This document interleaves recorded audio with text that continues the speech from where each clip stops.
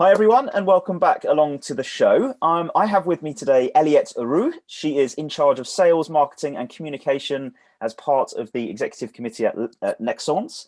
I'm very excited to have Eliette on the show. We're going to be talking about the role of data in business transformation, two topics that I love. So Eliette, welcome to the show. Thank you, Jason, and looking forward to our podcast. Yes, it's going to be great fun. Let's kick off with introducing you a little bit more, if we can. Maybe a bit about your background, the organisation that you're part of, and then we can get stuck into the topic of transformation. Yeah, of course. Okay, so just to a little bio. So coming with an engineering background, started in aeronautics. Mostly managing projects, then decided to move to the energy sector, joining a company called Schneider Electric, where I've been in mostly sales for 12 years. From sales management to P&L management, and then working on customer experience, right. And still remaining on the same topic of customer experience, joining Cisco, the IT world, and recently now joining Nexans, in charge of the new function that they have created in the executive committee, with the ambition to enable the transformation towards electrification, meaning electrify the future for Nexans. Right. And as a matter of fact, it's how you move from, volume to value, how indeed you bring differentiated offers faster to the customers so that they can make the most value out of what they've been usually buying from Nexans in the past. So right. This is a very interesting transformation, very interesting topics, close to my heart, sales, marketing, and communication. So very happy to be with you today. Yeah, brilliant. Well, welcome along to the show. And it's, maybe we'll come back to, because it's a broad remit there, sales, marketing, and comms. Obviously, they're all very closely linked, which I like that they're together, actually. Maybe we'll come back to that a little bit, because I think that's part of transformation, isn't it? It's to drive the agenda there. So let's talk about transformation, because it's a big word, both in the number of letters, but also in what it means. It's, people throw it about, and people mean different things by it. So the concept of transformation, what does that mean to you? What's your sort of experience of transformation been, and has your understanding or your approach to it sort of changed over the years? Yeah. So initially, a few years ago, the buzzword was digital transformation, which was a lot focused on how do you digitize the processes, the tools, the experience more from, let's say first an internal, digitalization, but also the digitalization of usage with the customer. And, year by year, the discovery from my side, at least, has been that digital is just a tool enabler of a much broader transformation, which is a business transformation. Yeah. Where we are touching upon the transformation of the business model, the operating model, and then everything which is related to organization, meaning people. So, after a few years in this world of digital transformation, I've been actually focusing mostly and only on two big topics. One is people, the other one was data. Right. So that is a bit of my takeaway of those of my understanding and my experience with transformation. As in they're the kind of prime facets of transformation, or just that happens to be where you focused in on transformation programs? I would say that there are, like you mentioned, facets. It's true also that I'm driven by the human side of the transformation, both because it can be an exciting opportunity, driving the human capital towards transformation, but it can be also a big obstacle, despite having the best digital tool, for instance. So, and this is my learnings, learnings from failures of things that didn't work because we did have the right digital platform, but we didn't have the right, let's say, human skills, capital, in terms of how do we operate this new platform. So again, that's for human parts. And then, of course, the thing is that you need to be able to sell what you transform usually, or through your transformation, you need to be able to sell. And as a matter of fact, a consequence is that you quickly realize that one key topic is around data, because you need to be able to leverage every bit of information, which you can call data, but then there is different types of data, of course, that is going to go inside all this transformation. And what do you do then going outside of this transformation? You know, like if you look at a transformation like a black box, there is the inputs and there is the outputs. Yeah. And what do you expect both from the inputs and the outputs? And I guess that we are going to discuss that later. Yeah, and you know, the data plays a part in shape. Really, it should play a part in shaping what the transformation needs to be. You know, you don't transform for the sake of it. You transform because there's a problem to fix, or a you know, a new exciting way of you know, delivering your service or your product, and data can give you the answer to that, or certainly give you a steer to what to consider.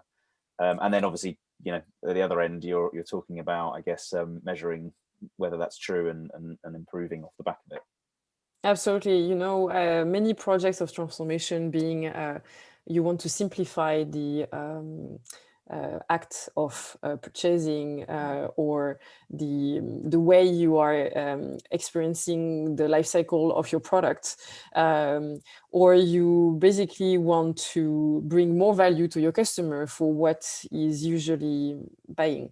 So, you know, there is different way to look at it, but it's true that this is where it's key to leverage on data. The often when I talk to people about transformation, they'll sort of talk about, you know, we're on this transformation journey, and the next thing they often say is, so we're implementing these new systems, we're putting in a new CRM system, or we're putting in a new ERP system, or we're taking out our old finance, you know, platform and putting it. It's always kind of the next thing someone says after we're doing transformation. Is that your experience as well? Yeah, and have people got that wrong? Yeah, I've been going through that, and what is very interesting is, again, if you think about a CRM as a black box, the thing is that crap in, crap out. So you may think, okay, we transform and we improve our business by putting in place a CRM. But in fact, if you feed the CRM with crap, you still are having to decide on your business with crappy data. So well, you're lining up your next transformation program to put your next CRM system in. Yeah, exactly. And at the same time, you can have a great level of data, amount of data, maybe quality of data, a good CRM. But if you haven't worked on the human part, which is more the appropriation, the adoption, the appropriation of it, again, it's not going to bring the value that you wanted to provide to the business, to the people, to the customer. So yeah, it feels like people are maybe getting not wrong necessarily, but just I suppose it's a really easy thing for people to wrap their heads around, isn't it? You know, we're transforming, so therefore systems are going in place. That's quite an kind of. You're right. The question mark then is whether we adapt to the system or the system adapt to us. Yeah. And I guess it's a fine balance to find. Is there an important distinction actually here? So you've got business transformation, which might be that you're, you know, pivoting. You know, you're going to stop selling one thing and you're going to start selling something totally different. There's sort of business transformation. There's transformation and that, or massive change into the operating model or something like that.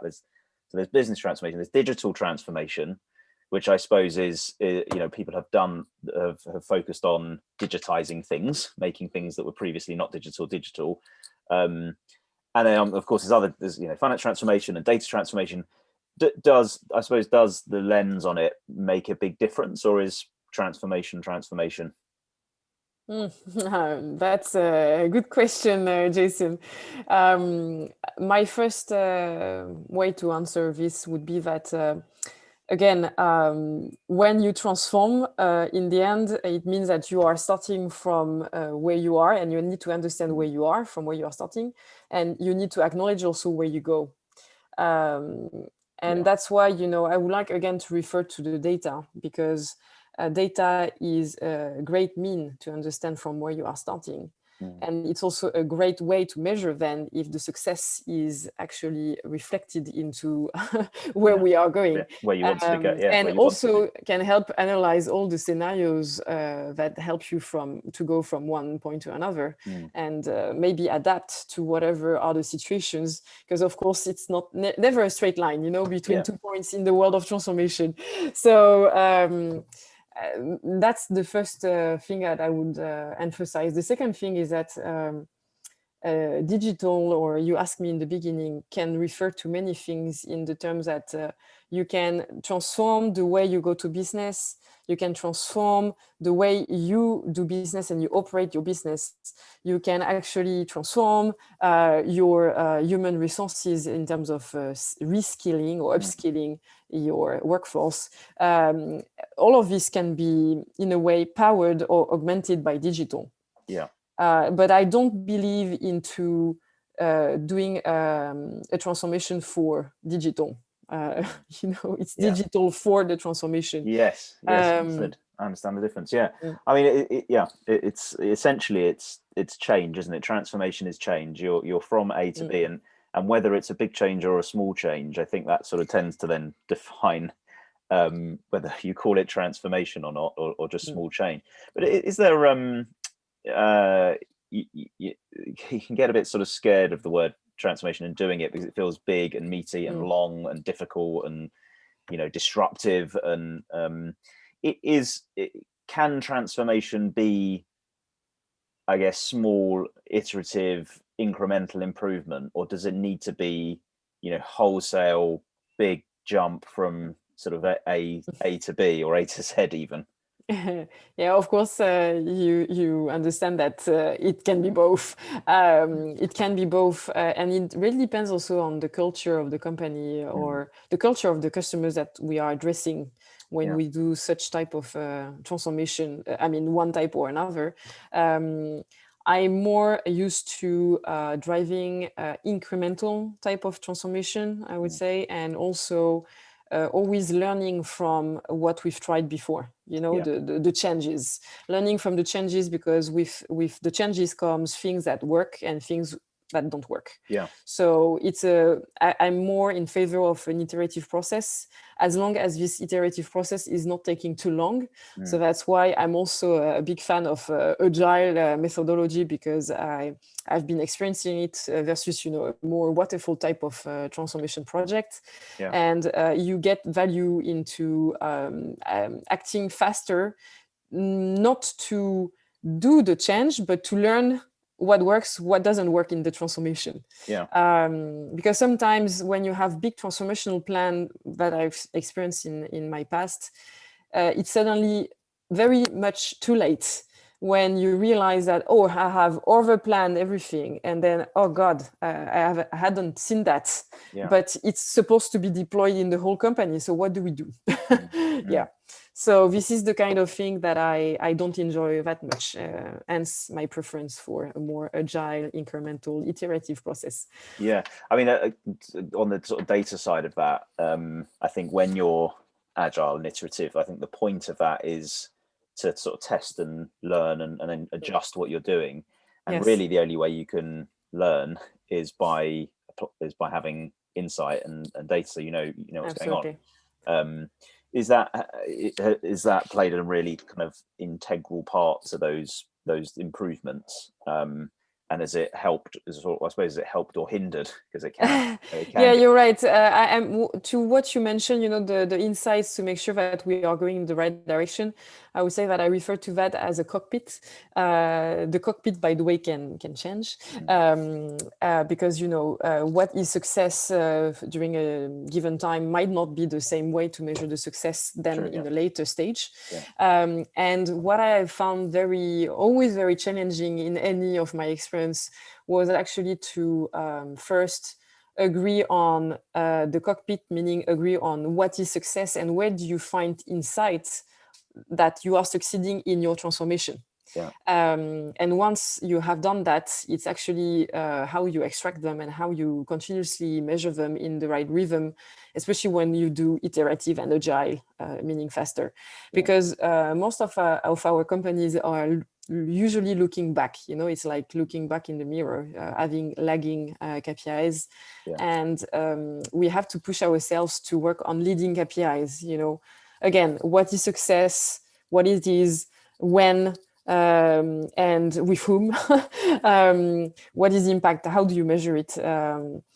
That's something that is a core question to always ask ourselves in a continuous process when you do a transformation. Yeah, what does success look like, and how successful are we being?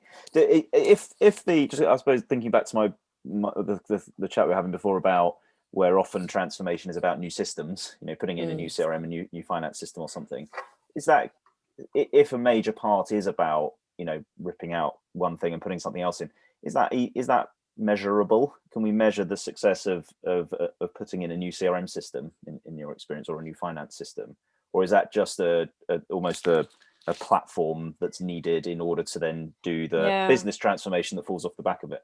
Yeah, just to add a nuance to what you are saying, I would say that it's not about measuring the success of the new platform.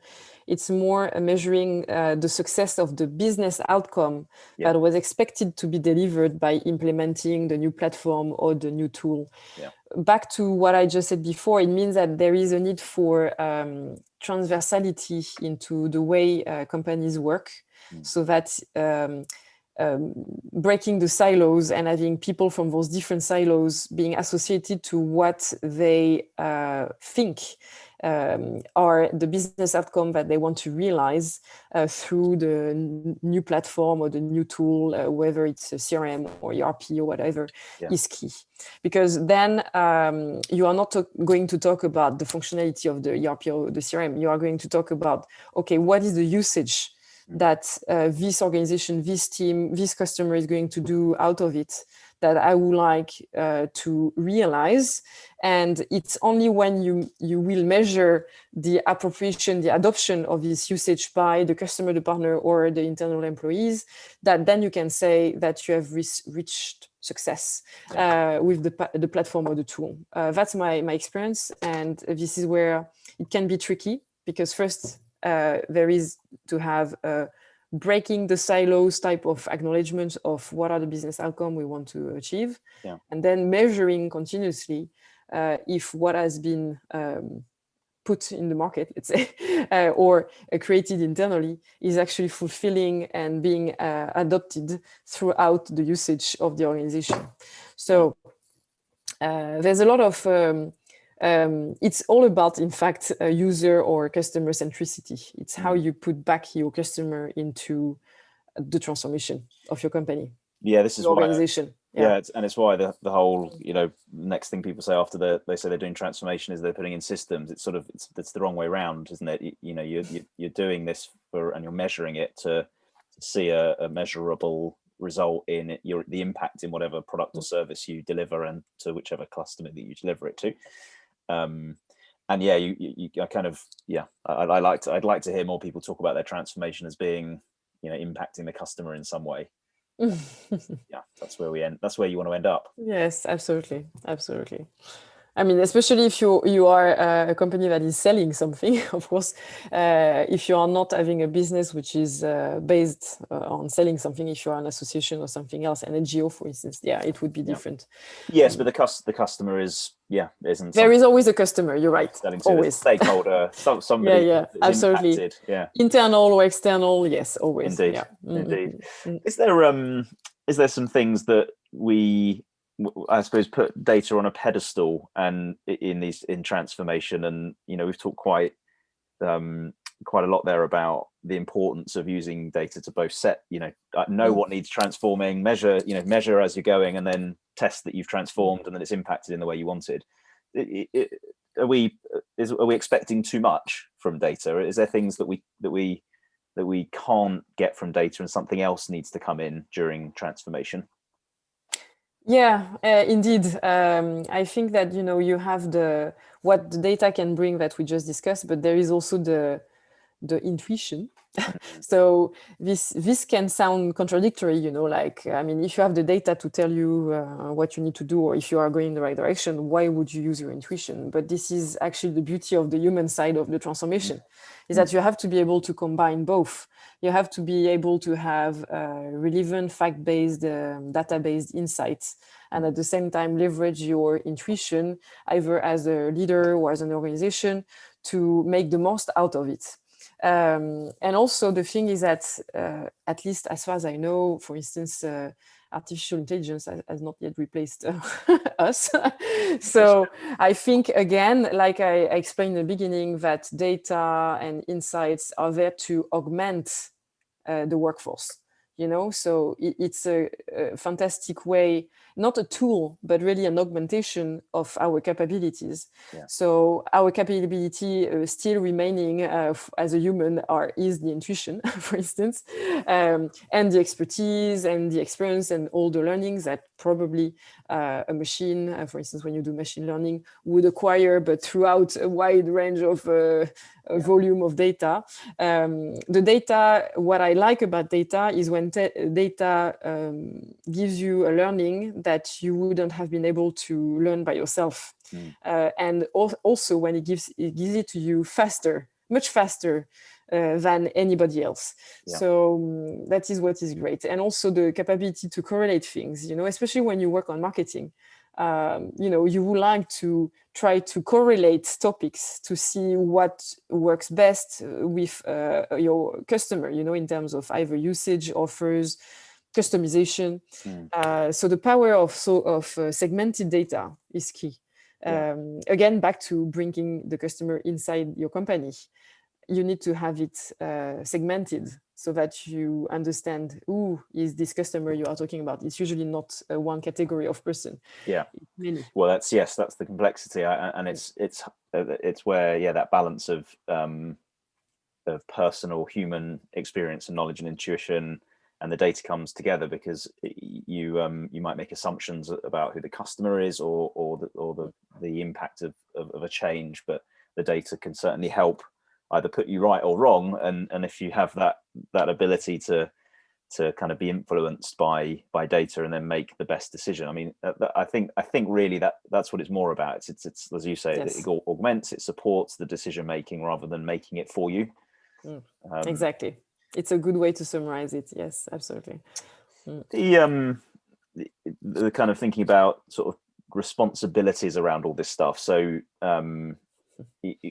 transformation. You've got a few things at play, haven't you? You've got the business, running the business, doing the job. You've got transformation, which is about change. You've got maybe digital over here. You've got technology. We've got data.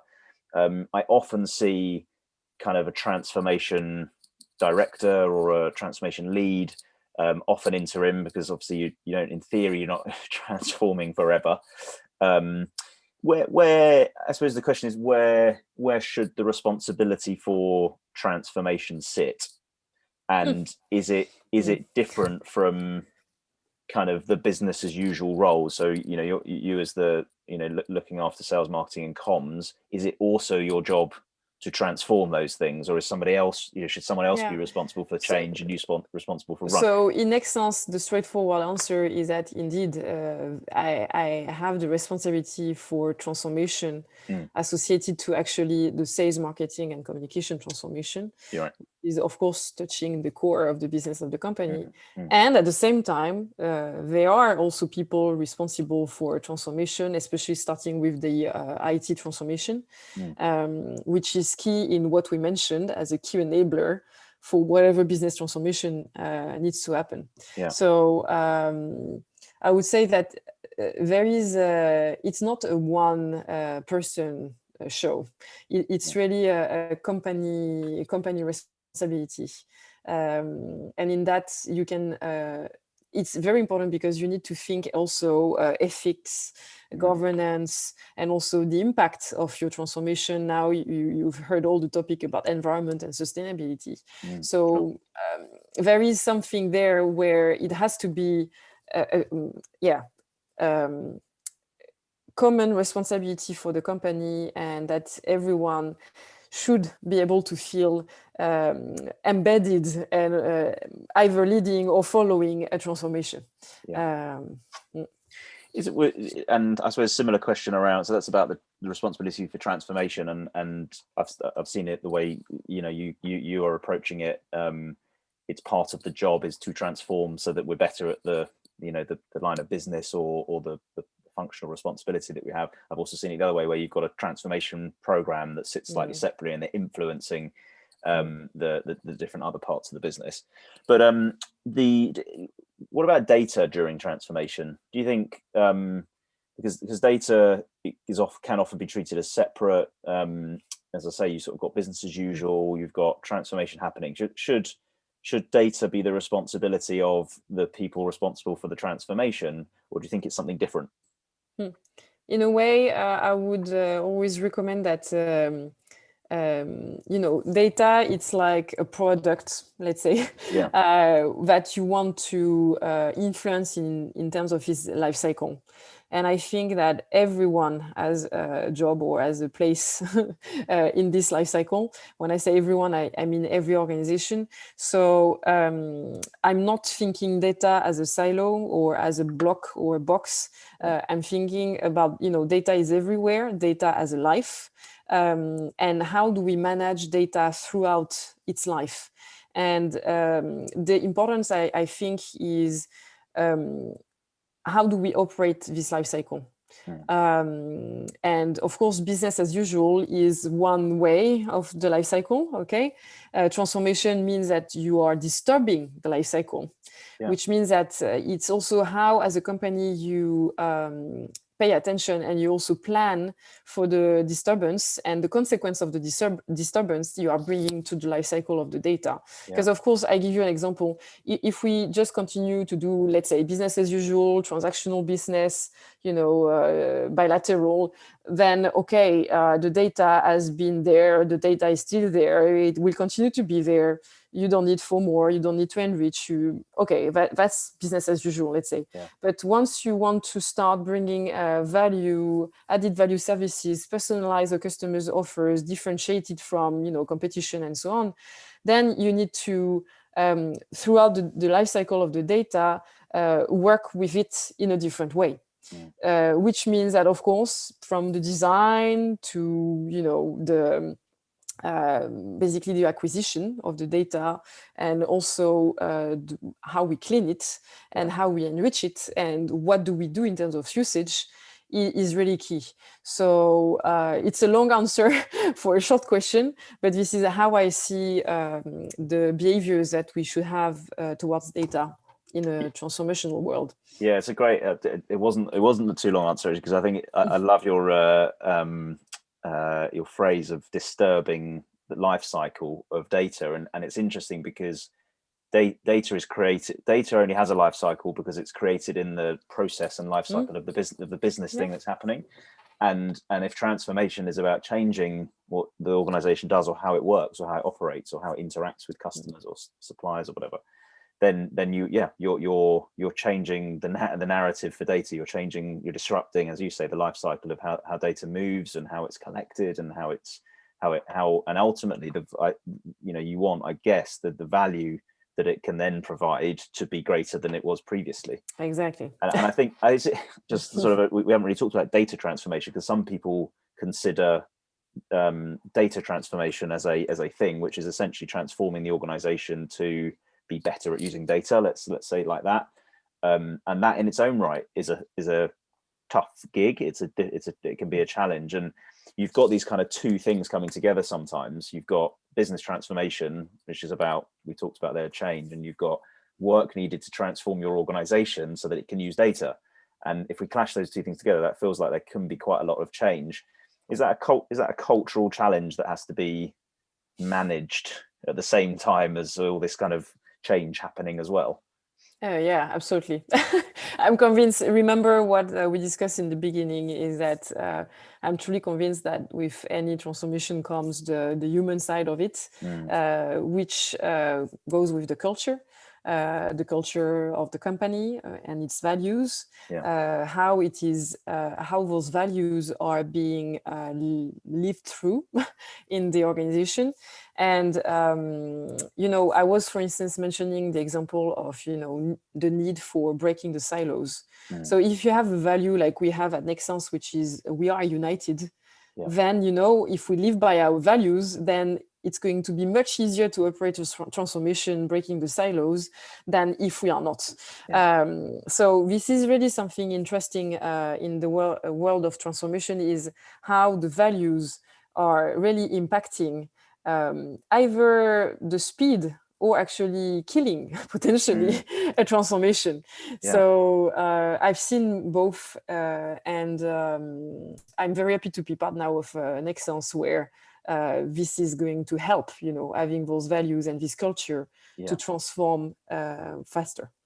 Yeah, there's transformation that happens in an organization where the culture is okay with change, comfortable with change, very used to change, and have people that get it, understand it, thirst for it even. Obviously transformation is easier because people are used to change and people want to change and they're happy and comfortable with it. But I think the reality is most aren't, right? Most aren't comfortable with change. People, project folk, like change and like to improve things, and lots of other people do as well. But it can change can be wearing. Yes.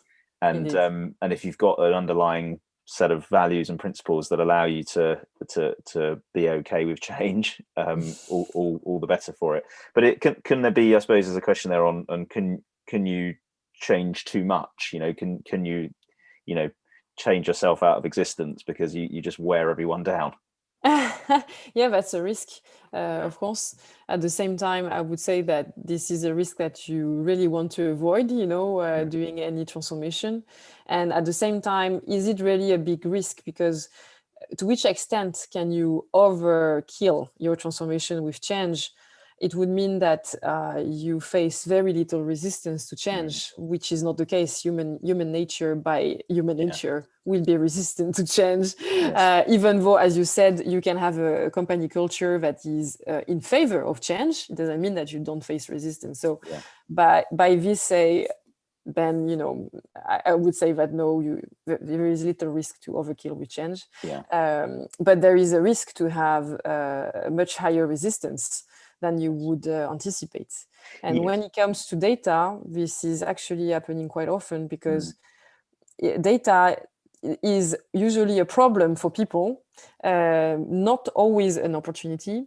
And they don't, they just see one part of the life cycle of the data, or one aspect of the data, everybody. So it's so much fragmented among a company that, being able to give a transversal view with, a strategic vision of what we need to do with the data, how do we govern it, how do we operate it, is usually really a big of a job. Yeah, for sure. Well, that's all fascinating. I mean, culture generally is a tough one to pin, isn't it? In terms of what it is today, what you want it to be, what you want to change it to. It's always part of the journey of transformation, whether you plan it or not. But yeah, that's it's a very, very interesting point of view there. So great. Well, look, this has been a fascinating discussion that's got my mind thinking actually about what how people do transformation, and whether you go big, you go small, you go long period of time, whether you create the right environment to transform before you do the transformation, or whether you do that as part of it. So I'm thinking a lot about that now. So thank you for coming on the show. Thank you for talking that through. And thank you, Jason, for such a bunch of relevant questions, which I think every leader should ask himself or herself. So thank you for that. Yeah, no problem. And good luck. I know you're recently in your role, so good luck with it. I hope it turns out well. And thanks everybody for listening. We hope you enjoyed this episode, sort of clashing together data and business transformation. And there's plenty more to come. So we'll see you again sometime soon. Thank you. Bye.